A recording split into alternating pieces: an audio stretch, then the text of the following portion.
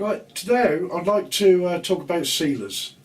There's three main types of sealer used by wood turners, wood carvers and cabinet makers really. Cellulose sanding sealer. Cellulose sanding sealer is a very popular sealer, and one of the reasons for its popularity is it's a universal sealer. You're safe with it. You know you can put anything over the top. Another one that's becoming very popular is acrylic sanding sealer.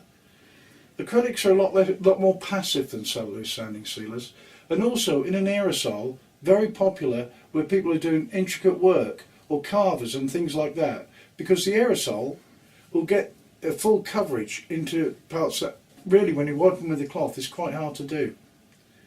And another sealer that is very popular but is limited as to what you can use it with is shellac sealer.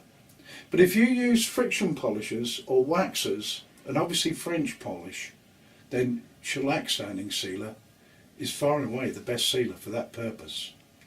So I'm going to apply some cellulose sealer to this and just show you how I apply it and talk you through the best results to get with it. I'm starting off just by using the pads to sand.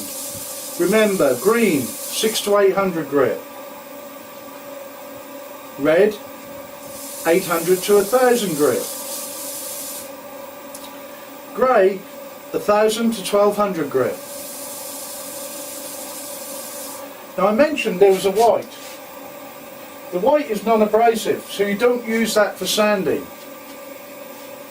Now I'll stop the lathe and I'm going to use my tack cloth. This is to get rid of any fine dust particles, making sure they're clean. The cellulose sealer I'm using neat. You can thin it. You can thin it up to 50% if you so wish, but I do think that's a little bit too much thinning. If I do thin, I normally thin about 25%. But on small work like this, I'll use it neat. Got my application cloth. I do it with the lathe stationary. And also, you'll notice when I use a tack cloth, I've done that with the lathe stationary. Don't have the lathe spinning when you're using a tack cloth. So I'm just getting an even coat on. Just one coat.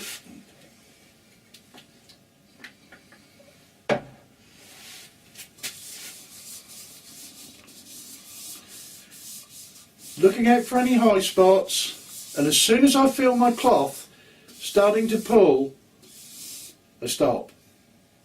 Now cellulose sealer dries very quickly. That's dried. It's virtually ready to take its top coat, but there's one more important thing you must do before you apply that top coat. You must denib. Now what denibbing is a very light sand. We do that for two reasons. To make sure my surface is smooth, because this has lifted the grain a bit, and then also it forms a key for my next coat. If I don't form that key for my next coat will sit on top of that surface and not adhere properly. So to denib, I take the fine 1200 grit grey, hardly any pressure, and that's it. That's all I've got to do. I've sanded, so now tack cloth again. And that concludes our application of cellulose sanding sealer. For my next project, I'm going to use shellac sealer. Like the cellulose sealer, always give sealers a good shake and make sure it's well mixed. Shellac sealer, as I said, you're limited what you can put over the top of it, but it's brilliant for waxers and French polishers and friction polish. Okay, again I'm using it neat from the tin, and I'll just prepare my wood.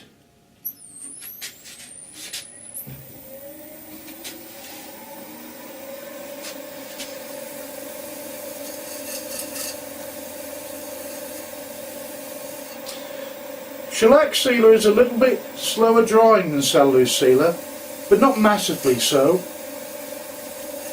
It's well worth the wait. And let's be honest, if that extra couple of minutes is that important in the workshop, it's not much of a hobby anymore, is it?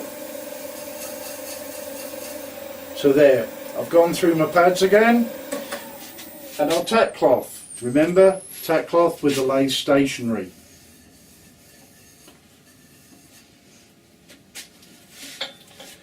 So my shellac sealer.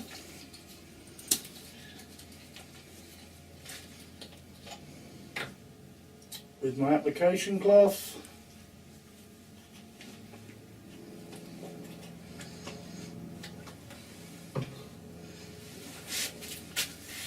Nice and even, one coat,